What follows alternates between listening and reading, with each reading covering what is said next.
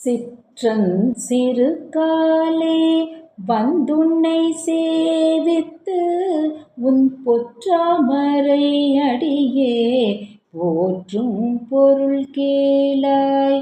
பெற்றம் மெய் துண்ணும் குலத்திற் பிறந்து நீ குற்றேவல் எங்களை கொல்லாமல் போகாது.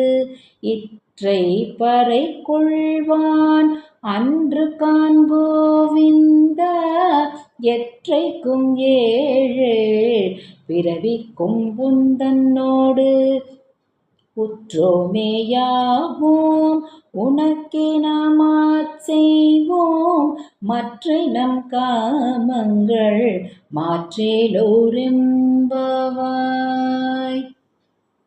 இதன் பொருளாவது, அதிகாலை பொழுதில் உன்னை துதிக்க எழுந்து உன்னுடைய தாமரை தாளை பற்றி வேண்டுகிறோம்.